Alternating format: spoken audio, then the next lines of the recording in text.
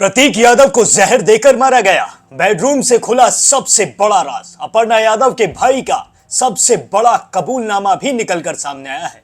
जब आपको पता चलेगा कि ये कैसे हुआ और किस वजह से ये किया गया तो आपके भी होश उड़ जाएंगे। आप भी सोचने पर मजबूर हो जाएंगे कि अखिलेश यादव के भाई प्रतीक यादव के साथ लोग ऐसा आखिर कैसे कर सकते हैं।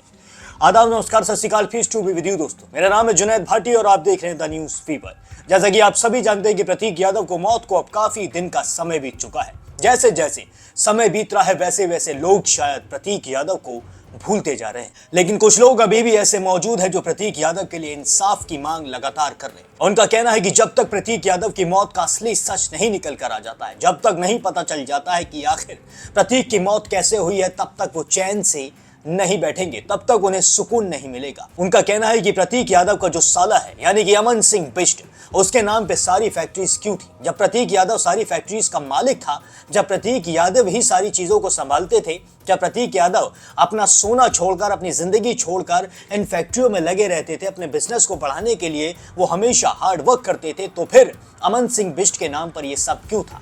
अपर्णा यादव के भाई के नाम पर ये सारी फैक्ट्रीज क्यों रजिस्टर है? ये सवाल बहुत बड़ा निकल कर आया है। जैसा कि शुरुआत में अखिलेश यादव ने जब बाइट दी थी, अखिलेश यादव जब मीडिया के सामने आए थे तो उन्होंने बताया था कि फाइनेंशियली दिक्कत चल रही थी। मैंने प्रतीक यादव को समझाया भी था कि अपने कारोबार पर ध्यान दे, अपने कारोबार को आगे बढ़ाने के लिए ध्यान दे। जी हाँ, जो कारोबार में जो नुकसान होता है उससे कई बार लोग बहुत दुखी हो जाते हैं। मैंने प्रतीक को बचपन से देखा है।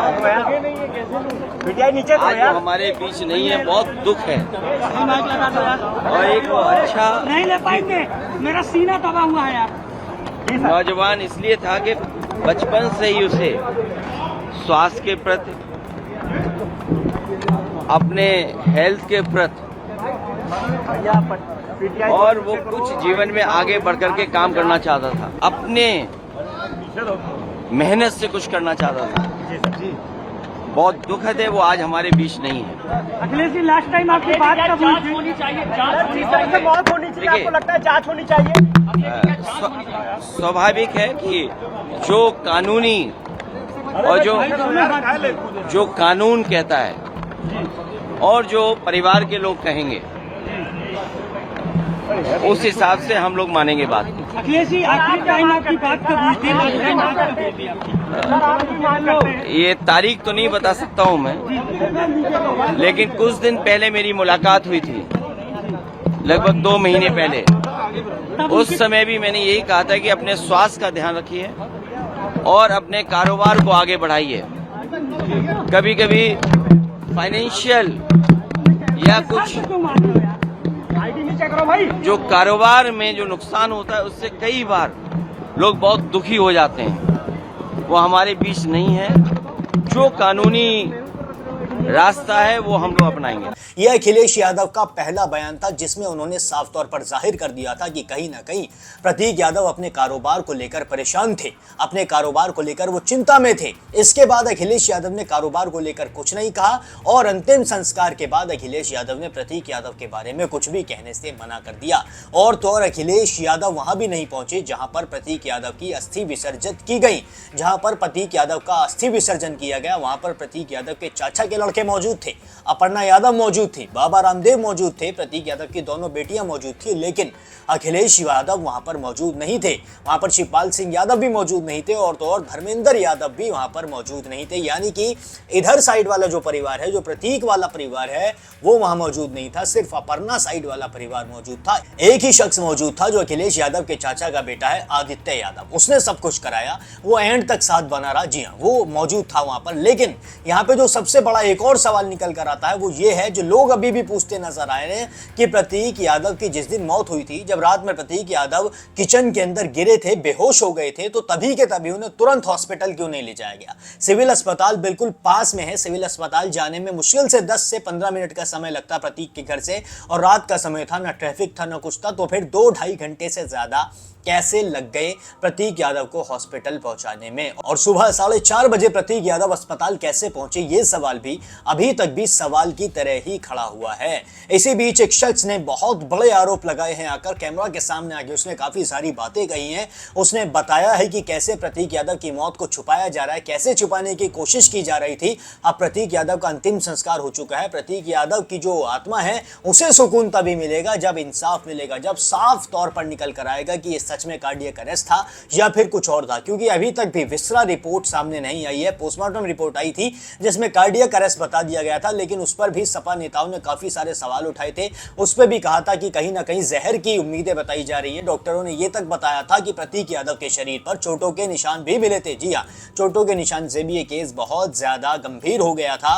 अब आप सुनिए कि इस शख्स का क्या कहना है। प्रतीक यादव जी की जिस दिन मौत हुई वो कहाँ थे? घर में थे। अरे घर कहाँ था? अस्पताल पहुंचने में 2 घंटे का टाइम लगता है क्या? बेशर्मी की हद हो गई। सरासर आंख में मिर्ची झोंक रहे हो तुम लोग। लखनऊ में अस्पताल का टोटा पड़ गया था क्या? अस्पतालें बंद थी क्या? है? किस हिसाब से बोल रहे हो बेशर्मो? सर को हार्ट अटैक है, ऑक्सीजन ए यार, मैं कह रहा हूं, मान लो तुम्हारी बात में 1% मान लेता हूं, 90%, 99% नहीं मान रहा मैं। तो लखनऊ में रहते हुए अपने घर से अस्पताल जाने में 2 घंटे बाद पहुंचाया जाएगा क्या?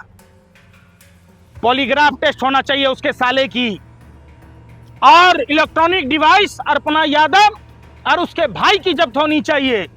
प्रतीक यादव के व्हाट्सएप चैट से रिश्ते अच्छे नहीं थे। भारतीय जनता पार्टी के लोग चाहते थे जो खेला इन्होंने बिहार में किया था वही खेला उत्तर प्रदेश में हो। प्रतीक यादव को, जो अखिलेश जी के भली सौतेले भाई थे, लेकिन वो राम से कम नहीं समझते थे प्रतीक यादव जी।